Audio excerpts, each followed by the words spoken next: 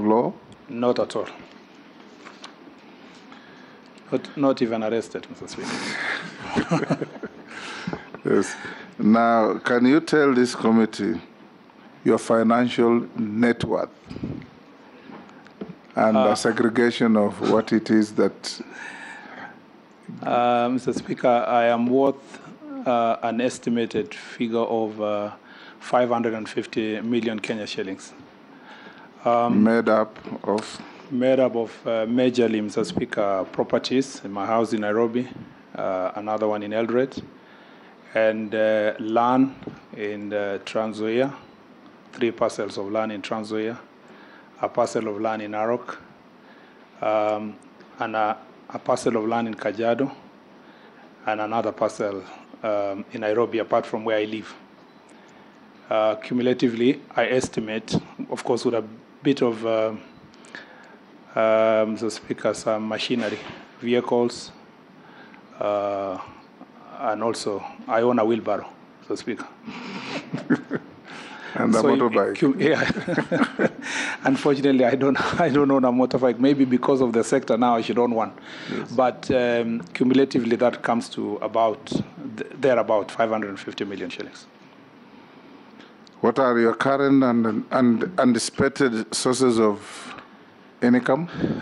Basically, I practice law under the firm of SMS Advocates LLP. That is one of the main sources of income. Of course, I've been earning salary from my job as assignment as a senator for Elgeyo Marakwet County.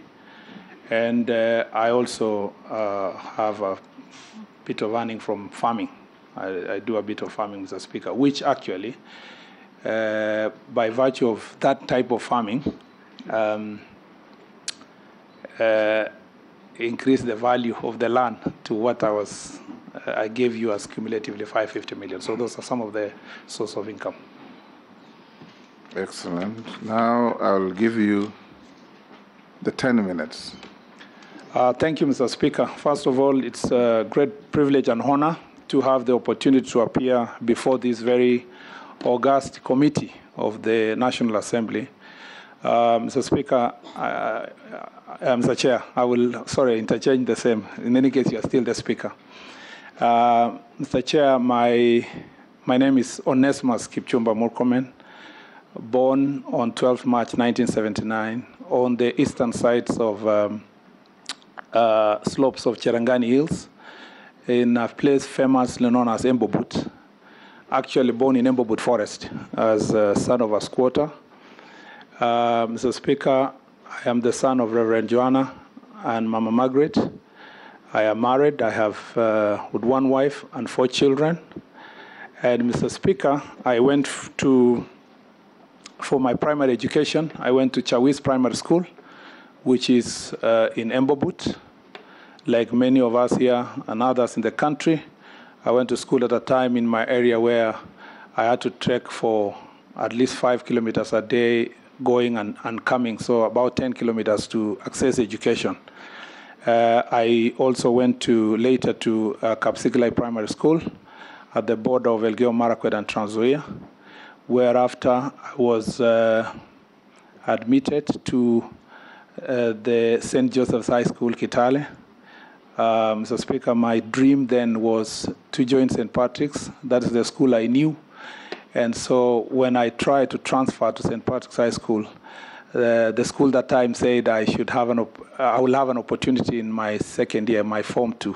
So I moved from St. Joseph's High School, Kitale, to St. Patrick's High School for my Form 2 to Form 4.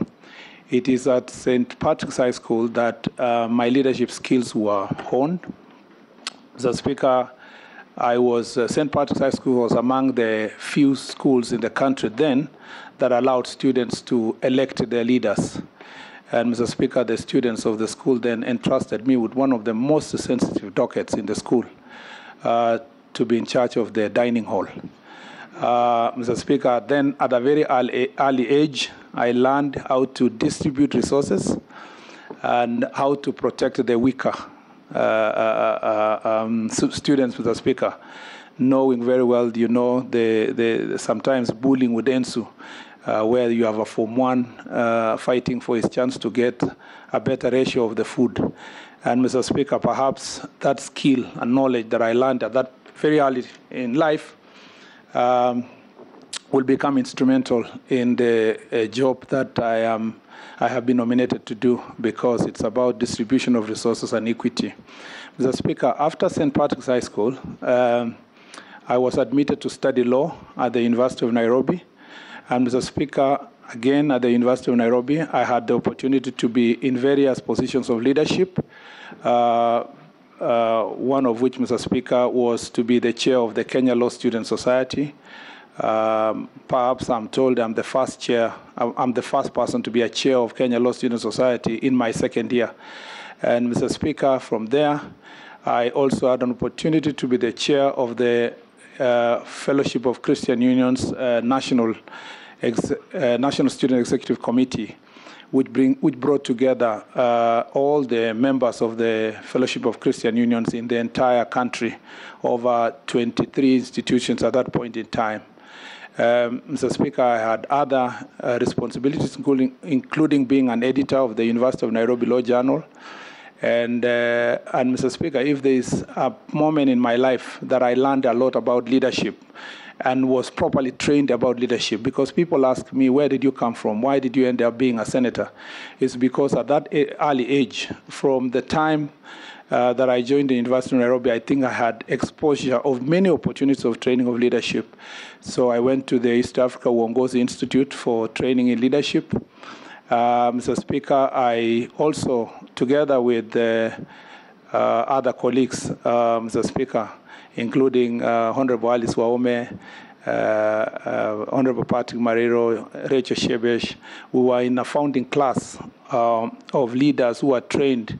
I was still in the university, but I was in that class, trained to be future leaders, and I'm glad that dream became fulfilled in the fullness of time. So if you find me spend more time speak about my adventure at the University of Nairobi, it's because I value it.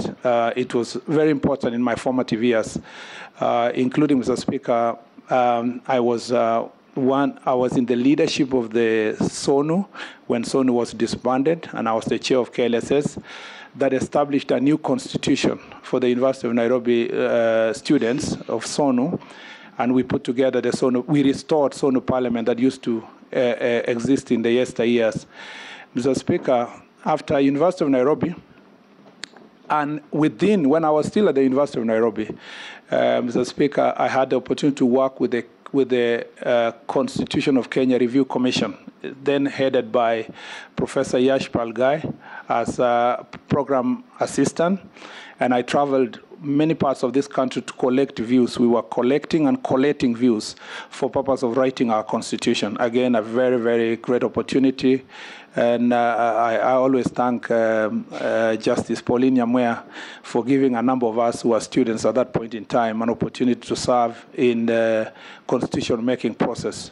Mr. Speaker, after my tenure, time at the University of Nairobi, I got an opportunity to do my pupillage with the firm of Muthoga Gaturu Advocates, and thereafter I got a scholarship, a World Bank scholarship, to train young African students, or young Africans actually, because focus was for Africans, on trade and investment negotiation.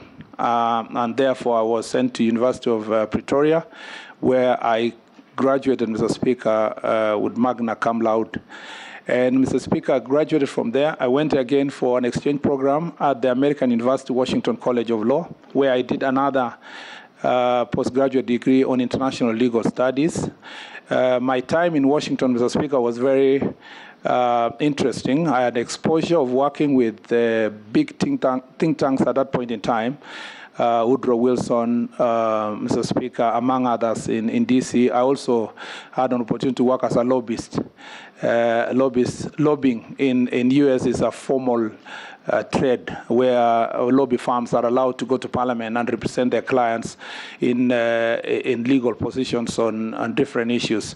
And so I had a chance to appear before Ways and Means Committee of Congress at a young age with that kind of exposure that I got. Mr. Speaker, when I left the U.S., interestingly, if you see my certificate for my second master's degree, although I left the university in 2007, I graduated in 2017. Interestingly, Mr. Speaker, you know I was a hustler. So when I went there, I had to pay my school fees, and I was unable to raise $10,000 to pay school fees then, which then later I procrastinated until I paid and went back to complete and graduate when I was a senator here in 2017. Mr. Speaker, when I left the American University to come back to my country, there were so many people who were enticing me with opportunities out of the country. But I knew my place and my dream was to participate in the task of nation building. And when I came here, I was employed at the Catholic University of East Africa as an assistant lecturer, Mr. Speaker, where I taught, among others, air and space law, which is again relevant to the, Mr. Speaker, the docket that I'm being nominated for. Thereafter, Mr. Speaker, I moved from Catholic University to Moi University, where again I taught various courses, Mr. Speaker. I am lucky to have taught a number of students, some of whom are in the National Assembly now, and some are my colleagues in the Senate. And Mr. Speaker, that was a great opportunity for me because apart from just teaching, I enjoyed the time I spent mentoring other students, both in matters leadership, but also in their career progression. Mr. Speaker, another very milestone, a very notable milestone in my life for me is that as we pursued to pass the 2010 Constitution, Mr. Speaker, I had a chance to participate in many initiatives that led to civic education. I was a firm supporter of the new Constitution. After the 2010 Constitution was passed, the former Prime Minister, Raila Odinga, nominated me to sit in the task force on devolved government. I served in that task force under, again, a very distinguished citizen of this country, Honorable Musalia Mudavadi. And that, Mr. Speaker, must have been my most notable contribution on matters devolution because we came up with 6 laws on matters devolved governance. In 2013, Mr. Speaker, based on the experiences I had, okay, Mr. Speaker, maybe I just conclude. Yeah, I just wind up by saying, from 2013, I was elected to be a senator by the people of Elgeyo Marakwet County. And in the Senate, I served in various capacities as a chair of devolution committee, represented Kenya in Pan-African Parliament, deputy majority leader, Mr. Speaker, in the second term, until I was unceremoniously bundled out of my position on 12th May 2020. Mr. Speaker, I want to thank Mr. Speaker, the Almighty God, for the journey that I've traveled in public service. I want to thank my family, my wife, my children, for giving me the support that I need to do this, and the extended family, including my parents. And I want to thank the President for finding it fit, Mr. Speaker, to nominate me to this position of a Cabinet Secretary. I am forever grateful, and I hope this committee will approve my nomination so that I can enthusiastically, Mr. Speaker, serve the people of Kenya. Thank you. At the end of the proceedings, I'll give you 3 minutes to say your last issues. I'll now invite